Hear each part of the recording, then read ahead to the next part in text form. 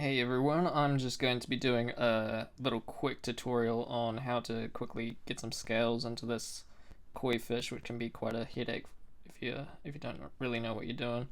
So these down here, this little symbol down here is your shapes. You got all these different shapes. We're going to be using the circle to start this guy off because all of our scales are going to be built using um, using the circle shape. So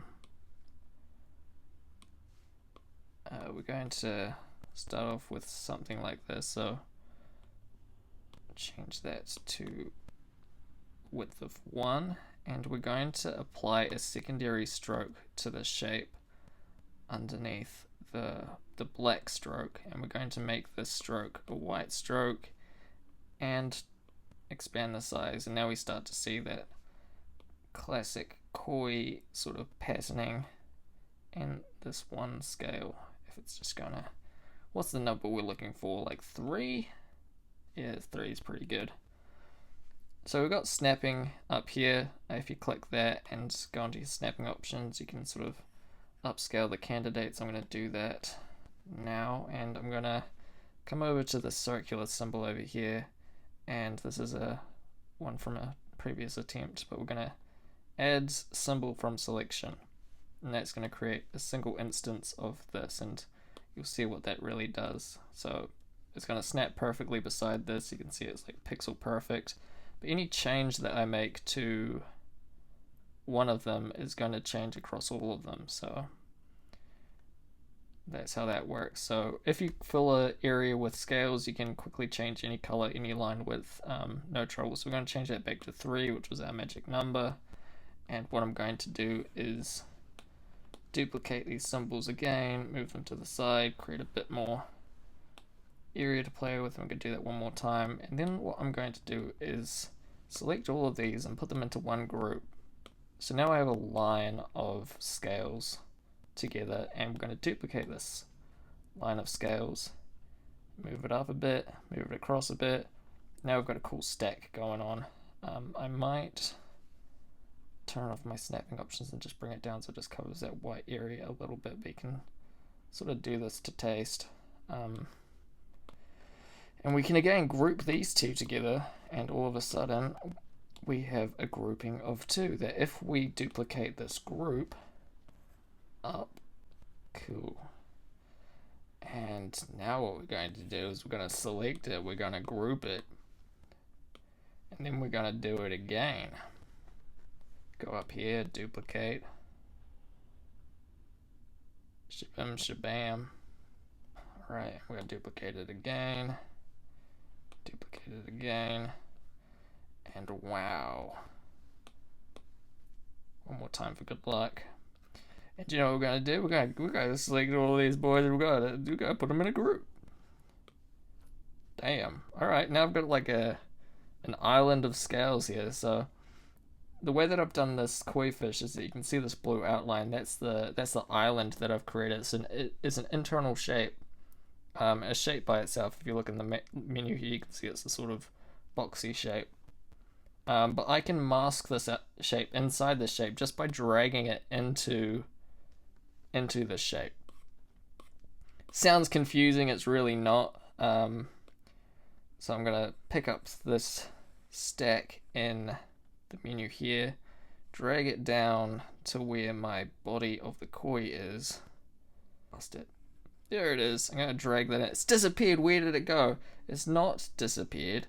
It's inside this shape. It's just to the right, so I can't see it. So I'm going to have to click on this and drag it all the way over.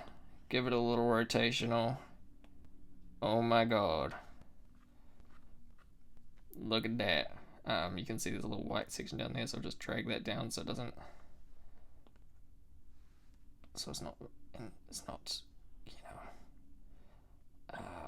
maybe I can like size it up a little bit so I can still get the areas that I want. And that looks pretty good. Look at that. So if we go into one scale here, and then I drag it across, you can see you can start to quickly create things that you might not even consider trying before, just because it might have seemed a bit too difficult to do in a traditional sort of format. So you can see that you can see that this is a flat gradient. Up at the top we can change it to elliptical, start to do things like this, and yeah, you can really just have fun with what you really want to see. Now some people might say, but hey man, because that's how people sound. Hey man, that's fine, but I don't want my scales to be completely uniform and flat, and that's fine, and that's reasonable. But you have options in this group here. So this, you have things like this mesh transform that it will apply it to the overall shape. And it probably would have been smarter for me to do this outside of the fishy, but you can essentially move and warp these scales to your desired effect. If you want to create like it's sort of thinning out as it's going over the edge of it, like more realistic sort of shape, you can just change them to your liking. Ain't that fun? And this is non-destructive as well, so you can go back at any time. I can delete this. I can delete this warp.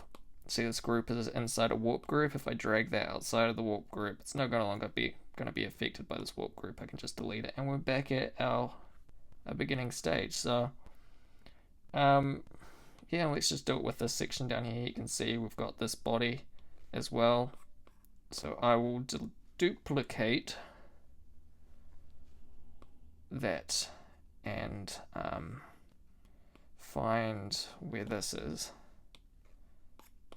Okay, so we're going down. I'm gonna grab, no, we're not gonna grab that, we're gonna grab this. And we're gonna put it inside that shape. And we're going to drag that down too. Gonna change the angle a bit like this. Pretty cool. And it still applies, so I can jump into any one of these shapes, grab my gradient, change my color, let's make it more yellow, and we'll make it like a red to yellow thing going on. So now if your client's like, hey man, I wanted a blue core, you dum-dum, then you can just be like, hey man, don't call me names, and there's not an issue. Give me like 2 seconds and I can completely show you a really polished concept of a tattoo design. So yeah, hope this helps, and thanks for watching.